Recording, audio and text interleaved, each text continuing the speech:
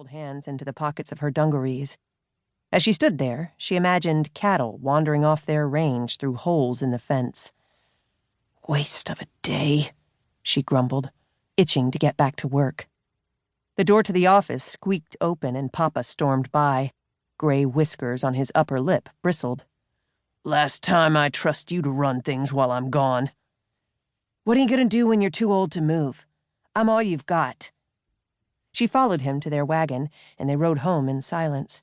The wind hissed past her ears. For days, she'd been running their operation on her own. To punish her for firing the foreman, Papa had instructed their only other ranch hand to take a few days off, letting Nara do all the work. Each night at dinner, she did her best to look fresh and spry, though she was beat. He'd lower his paper on occasion, squint at her to observe the effect of his lesson, but she'd just smile at him. He'd grunt in return, and that paper would go back up around his stubborn head. The wagon rolled into their ranch yard, sending the chickens scattering, and before Papa could stop the horses, she jumped down. Her boots dug into the ground as she stalked to the stalls to rig up her bucky board cart. She'd just as soon handle prickly wire and slivery pine posts than follow him inside for breakfast and more of his gripe. She yanked bridles and such off the wall and chucked them in the cart. Her mare waited in its stall, snorting and stamping its feet, wondering if they were going to get to work. "Hey, girl." Nara laid her head on its withers, breathing in that grassy horse tang, more familiar than her own smell. "We've got work to do." The mare's muzzle tickled her empty hand, looking for its regular carrot or apple. "I'll make it up to you tomorrow." She walked her mare out of the stable and noticed Mama had placed a Stanley bottle and pail of food in the horse cart. Her stomach growled, seeing the big helping of last night's pie in the pail. Nara turned and waved to the shadow in the kitchen window of their ranch house. Nara spent the rest of the day on the range, her fingers numb from cutting and pulling wire. But her insides hadn't worked out the resentment, so she drove her cart, bumping over cow trails stomped to powdery earth from the years her family had raised cattle on the scrubby land.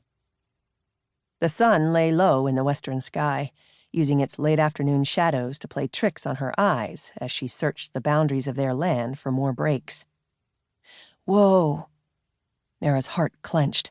Her face twisted in misery for the gruesome sight before her. A tiny wild horse struggled with all its might to free itself from the barbed wire fence. Every time the filly tried to break away, that devil's rope would clutch her silvery blue coat like it could pull it clean off her bones. Blood dripped from its bitty hooves and darkened the thirsty earth. Nara searched the horizon for the band of wild mustangs that left their youngest to the cruelty of this fence. It seemed a shame, for the foal was a rare blue roan. The grass around the fence had been stomped and chewed to the ground surrounding the little filly. The band had lingered a little while before taking off. Nara jumped down from her cart and placed one hand on her rifle pack, then hung her head. She imagined the mama horse stood with her newborn until that last moment when the swishing tails and flying manes of her brethren began to disappear into the hills. Only then would she have abandoned her own. Self-preservation is a strong instinct. A shot echoed in the valley, and a bullet grazed the metal fence with a spark.